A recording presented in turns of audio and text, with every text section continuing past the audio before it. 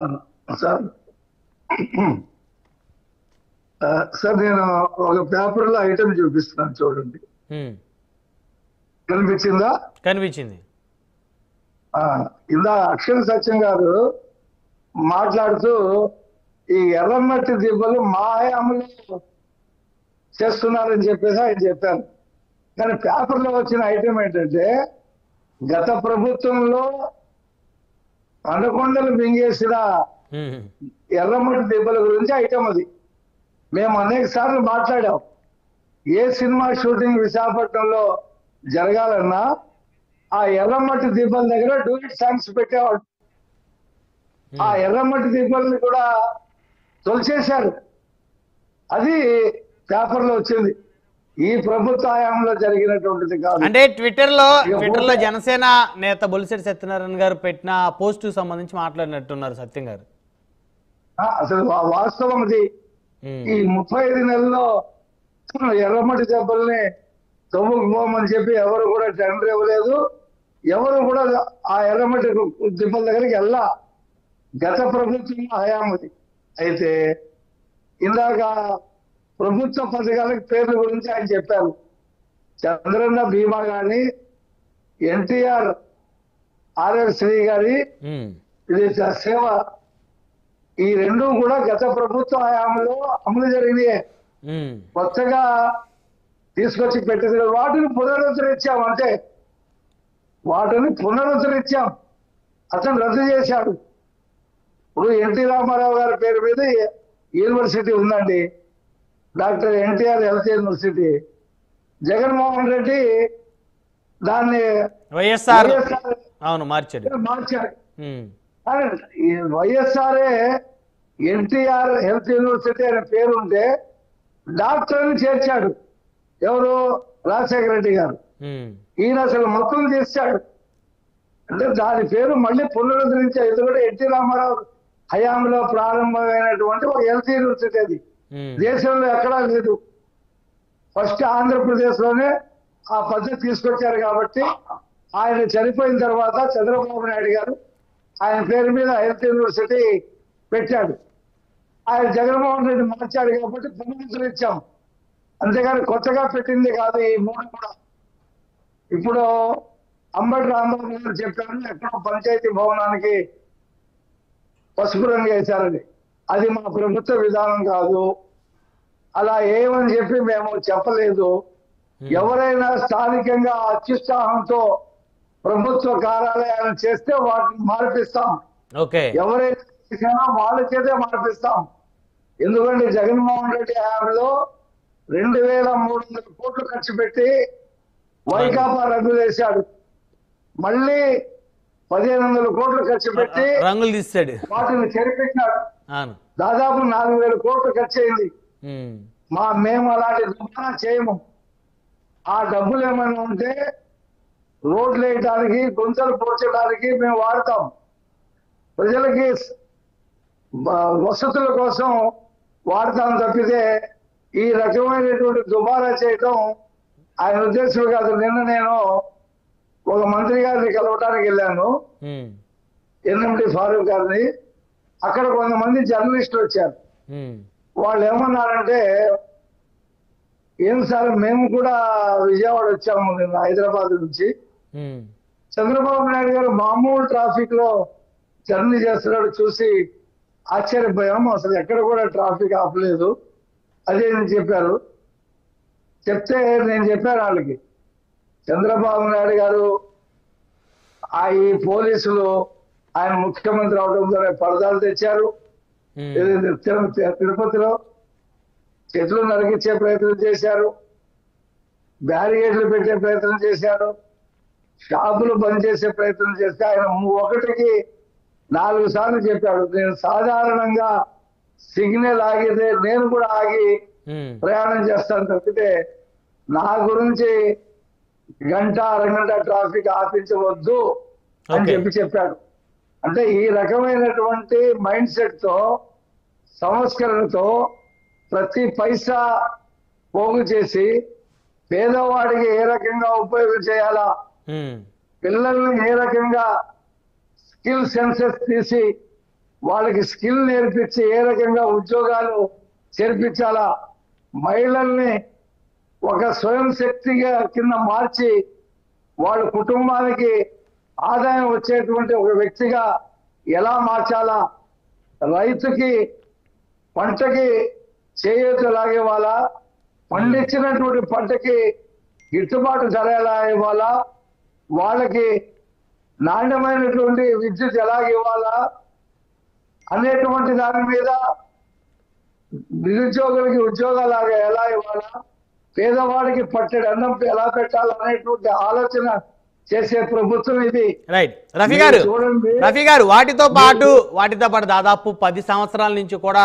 ఆంధ్రప్రదేశ్లో మరి ఇంటి స్థలాల కోసం అప్లై చేసుకున్నటువంటి జర్నలిస్టులకి ఇంటి స్థలాలను కూడా ఇప్పించే కార్యక్రమం ఈ ప్రభుత్వం తీసుకుంటే బాగుంటుందేమో అని చెప్పేసి నా అభిప్రాయం. ఎందుకంటే మీరు కూడా గతంలో సీనియర్ జర్నలిస్ట్గా ఉన్నారు కాబట్టి. సార్, మా ప్రభుత్వ హయాంలో గతంలోనే అమరావతిలో ఒక జోన్లో వర్కింగ్ జర్నలిస్టులకి ఇంటి స్థలాలు ఇవ్వడానికి మేము మొత్తం కూడా ఏర్పాటు చేశాం. ఆ అమరావతి కనుక కంటిన్యూ అయి ఉంటే ఈ పాటికి జర్నలిస్టులు కూడా అక్కడ ఇల్లు కట్టుకొని ఆ కొత్త నగరంలో ఎంజాయ్ చేసేవాళ్ళు. ఆ నగరమే ఆయన కాల రాశాడు కదండి, అమరావతిని చంపేశాడు కదా. ఖచ్చితంగా ఇస్తాం. ఎందుకు చెప్తున్నానంటే 9 నవనగరాలు కట్టినా 10,000 ఎకరాల భూమి ఎక్సెస్ ఉంది. రైతులు 34,000 ఎకరాలు ఇచ్చారు. 15,000 ఎకరాల భూమి ప్రభుత్వం ఉంది అక్కడ. ఖచ్చితంగా ఇస్తాం. ఇప్పుడు హైదరాబాద్ లో ఎర్రమంజిల్లో కానీ ఇంకా అనేక ప్రాంతాల్లో కానీ జర్నలిస్టులకి ఇల్లు వచ్చినట్టు ఎన్టీ రామారావు వచ్చింది. కాలనీ జర్నలిస్ట్ కాలనీలు ఇచ్చారు కదా, కాలనీలు ఇచ్చారు. అవును, ఇక్కడ ఎందుకు ఇవ్వరండి? మరి ఇక్కడ కొత్త రాష్ట్రం ఏర్పడి 10 సంవత్సరాలు అయింది. ఏ ఒక్క జర్నలిస్ట్ కూడా ఈ ప్రభుత్వంలో మాకు ఇళ్ల స్థలం రాదని చెప్పి అనుకోట్లా. ఖచ్చితంగా ప్రభుత్వం వచ్చి 35 రోజులే కదా దాటింది, వాడు 36. కాకపోతే ఒక 3 నెలలు 6 నెలలు సర్దుకొని ఆ మొత్తం సిస్టమ్ అంతా చేసేవారు వెయిట్ చేయాలి కదా. 5 సంవత్సరాలు ముందు మూసుకున్నారు కదా. అతను ఏదైనా ప్రెస్ వాళ్ళని పిలిచి ఎప్పుడైనా ఒక చిన్న డిన్నరో ఒక చిన్న బిస్కెట్ కాఫీ ఇచ్చి ప్రెస్ వాళ్ళతో మాట్లాడా? ఒక ప్రెస్ మీట్ అయినా పెట్టాడా? చివరికి ఢిల్లీలో ప్రధానమంత్రిని కలిసి వచ్చి ప్రెస్ వాళ్ళతో మాట్లాడుకుంటూ వెళ్ళిపోతుంటే ఒక జర్నలిస్ట్ అన్నాడు, నాకు గుర్తుంది, మరి మాకు ఇళ్ల స్థలాలు అన్నారు, మరి ఇస్తారా సార్ అని చెప్పేసి అక్కడ జర్నలిస్ట్ అడిగాడు. అది చూస్తామని చెప్పేసి వచ్చేసాడు. కాబట్టి ఈ ప్రభుత్వం అయితే గత ప్రభుత్వంలో రఫీ గారు అందరినీ కూడా అప్లై చేసుకోమన్నారు. అప్లై చేసిన వాళ్ళందరికీ కూడా ఆన్లైన్లో శాంక్షన్ అయినట్టయితే ఆ సైట్లో అందరికీ కూడా అప్లికేబుల్ చేశారు, కన్ఫర్మ్ చేశారు. కాకపోతే ఎక్కడ స్థలాన్ని కేటాయిస్తారు, ఎక్కడ ఇస్తారు అనేది లేదు. ఇక్కడ కొప్పు ఉంటే పూలు ఎన్నైనా పెట్టవచ్చు, ఏ రకమైన జడైనా వేయవచ్చు. అసలు అమరావతిని చంపేశాడు కదా. చివరికి మీరు చూసారా బ్రహ్మనాయుడు గారు, సీడ్ యాక్సెస్ రోడ్డుని తవ్వుకొని కంకర మట్టి అది కూడా లోడింగ్ చేసుకొని అమ్ముకున్నారు కదండి. ఇంత దౌర్భాగ్యమైనటువంటి ప్రభుత్వం ఎక్కడైనా ఉందా? రోడ్లు తవ్వుకోవడం మీరు ఎప్పుడైనా చూసారా? ఏ గ్రామస్తులైనా ఒప్పుకుంటారా? రోడ్డు తవ్వుకొని కంకర తీసుకుని వెళ్ళిపోతా ఉంటే కళ్ళప్పగించి చూసింది ఆ రోజున సిఆర్డీఏ జగన్మోహన్ రెడ్డి ప్రభుత్వం. మరి వాళ్ళ అమరావతిలో నిర్మాణం కంటే కూడా ఈ 5 సంవత్సరాల్లో పెరిగినటువంటి పిచ్చి మొక్కలు తొలగించడమే ఓ పెద్ద పనిగా ఉంది. ముందు ఆ పిచ్చి మొక్కలు తొలగించనివ్వండి. ఆ బిల్డింగ్ల నాణ్యత కోసం ఐఐటీలు హైదరాబాద్ మద్రాస్ ఐఐటి వాళ్ళు వచ్చారు. వాళ్ళు చూసిన తర్వాత ఐఏఎస్ ఐపీఎస్ అలాగే class 1 class 2 class 3 employees officers group D officers employees వీళ్ళందరికీ ఆ ఇల్లు కట్టిన తర్వాత తిట్టుకో ఇల్లు కూడా అక్కడ కడతాం. అమరావతి పేదల కోసం తిట్టుకో ఇల్లు కూడా రాష్ట్ర వ్యాప్తంగా ఇప్పుడు చంద్రబాబు నాయుడు గారు ఇవాళ ఢిల్లీలో ఉన్నారు, రాత్రి హోమ్ మినిస్టర్ని కలిశారు, అవును అనేక మంత్రిత్వ శాఖని కలుస్తారు. టిట్కో ఇళ్ళు గత ప్రభుత్వం పాడుపెట్టింది, వాటిని అడుకో.